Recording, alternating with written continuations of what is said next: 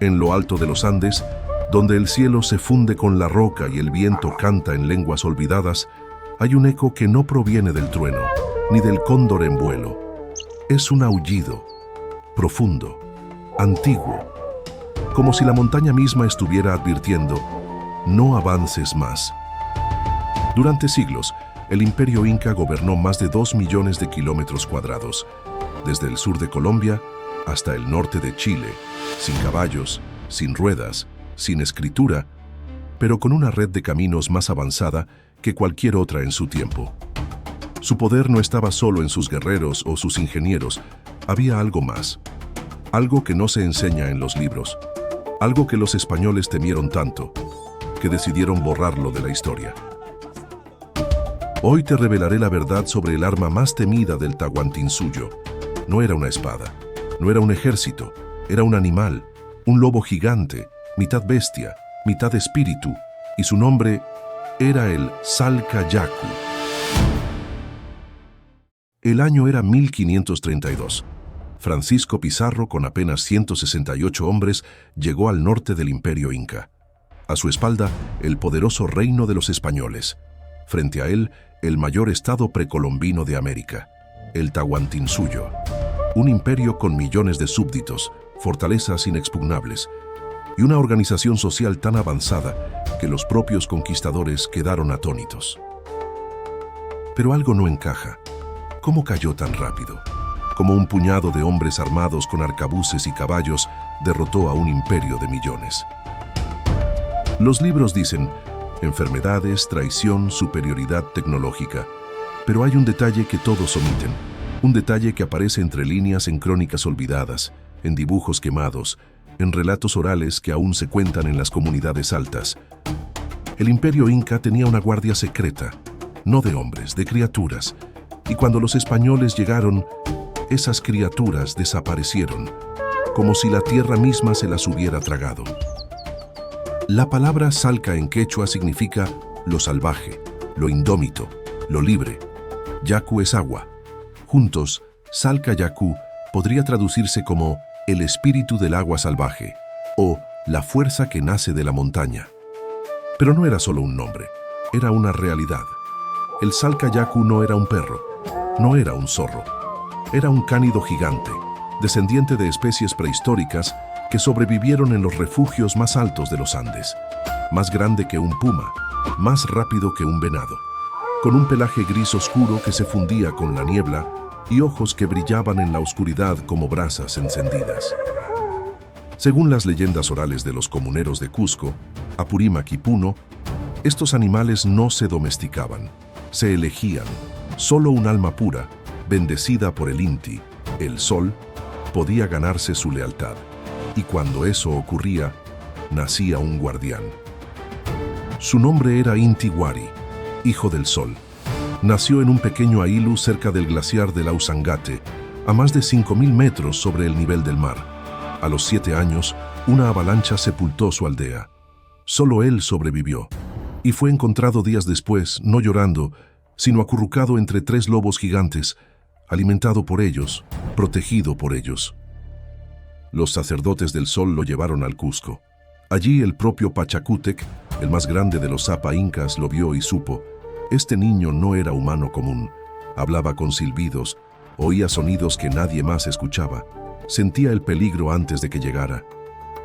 Lo entrenaron en el Yachayhuasi, la casa del conocimiento, pero su verdadera escuela fue la montaña, y su maestro fue el Salcayacu. El Zapa Inca no tenía ejércitos permanentes, pero sí una red de inteligencia inigualable. Los chasquis corrían por todo el Capac Ñan, llevando mensajes en quipus, pero había zonas donde ni siquiera ellos llegaban: los pasos más altos, las gargantas profundas, las noches sin luna. Ahí entraban los Salcayacu. No eran mascotas, no eran perros de caza, eran guardianes del Estado. Patrullaban las fronteras del imperio, especialmente en zonas de conflicto como el norte, donde los chancas y los cañaris resistían la expansión inca. Entrenados por Inti Wari, estos lobos podían oler a un enemigo a más de 5 kilómetros, detectar movimientos bajo la nieve, atacar en silencio, sin aullar, sin dejar rastro. escoltar caravanas de oro y lana sin necesidad de guardianes humanos. Y lo más temido, cuando un espía o un desertor intentaba huir, el Salka Yaku lo encontraba, y no mataba con furia, mataba con precisión, un mordisco en la yugular, silencio, oscuridad. Antes de que Pachacútec consolidara su poder, los chancas marcharon sobre el Cusco. Eran guerreros feroces, conocidos por arrancar corazones y usar máscaras de hueso. La victoria parecía inevitable. Pero según un manuscrito perdido del cronista Felipe Guamampoma de Ayala, hallado en un monasterio en España en 1923 y nunca traducido completamente, hubo una noche antes de la batalla en que los lobos bajaron de las cumbres y rodearon el campamento chanca. No fue una embestida masiva, fue un ataque psicológico, aullidos en círculo, sombras moviéndose en la niebla, hombres que juraron ver ojos amarillos entre las rocas. Muchos desertaron, otros enloquecieron, y cuando amaneció, el ejército chanca estaba roto por dentro. Pachacútec ganó, y desde ese día el Salka Yaku fue declarado Kamayoc del imperio, guardián sagrado del Estado. ¿Hay evidencia? Sí, pero está oculta.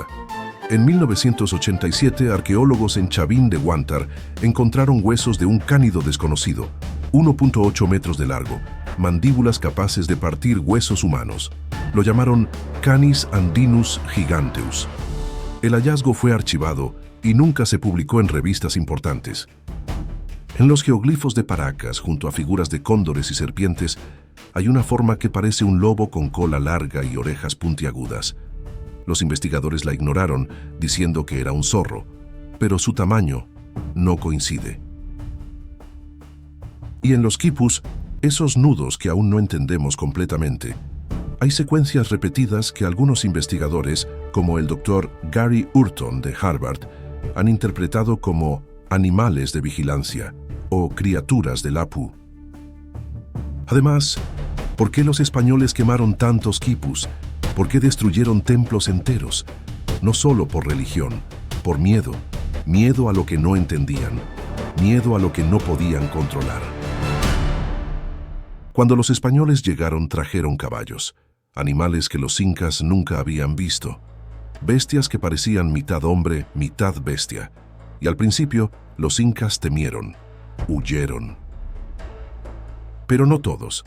Según un testimonio del soldado Hernando de Jerez, en sus memorias personales, no publicadas en vida, escribió: «En las noches de neblina, en los pasos de Vilcabamba, los caballos comenzaron a morir, no con heridas, no con veneno, simplemente se desplomaban, y en la mañana no quedaba rastro, solo huellas grandes, como de oso, pero más delgadas, y un olor como a hierba mojada y sangre vieja».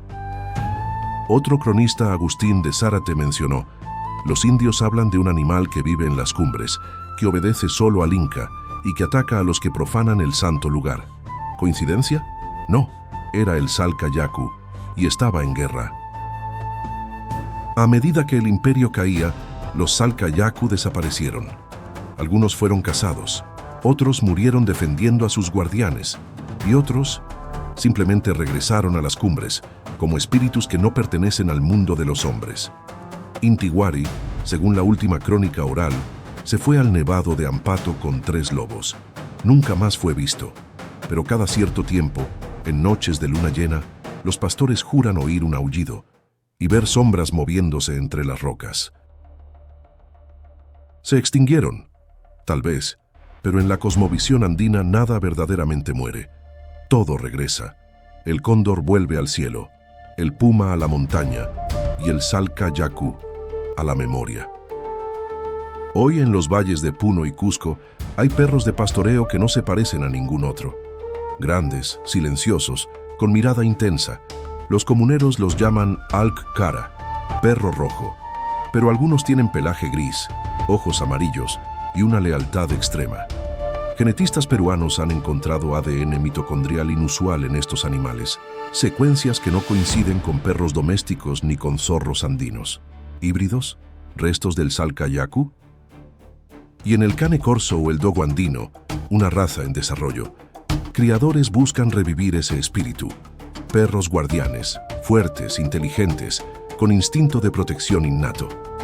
Quizás el Salcayacu no murió, solo está esperando. En 2015, una expedición científica en el Apu Salcantay reportó huellas de 25 centímetros de largo en la nieve. No eran de oso, no hay osos en Perú. No eran de puma, y estaban alineadas como si hubiera una manada. En 2020, un dron del IGN captó una figura oscura, moviéndose a gran velocidad entre las nubes, cerca del Nevado de Huascarán. La grabación fue borrada por error técnico. Y en las fiestas de Coilurriti, miles de peregrinos juran que en lo alto del glaciar ven lobos que no huyen, solo observan. ¿Son alucinaciones? ¿Animales desconocidos? ¿O el regreso de los guardianes del imperio? La ciencia aún no tiene respuestas, pero la gente sí. El Salcayacu no fue solo un animal, fue un símbolo de la conexión entre el hombre y la naturaleza, de la lealtad al Estado, de la defensa del equilibrio sagrado del Aini, el dar y recibir.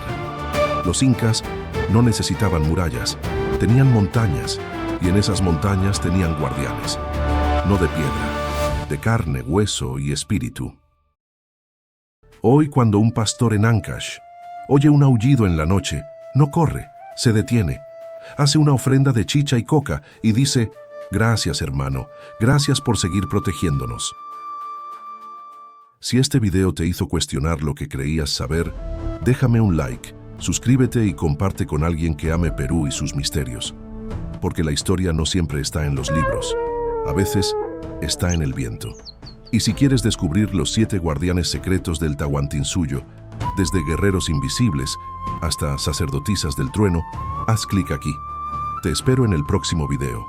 Hasta entonces, que el viento te guíe y que el Salcayacu te proteja.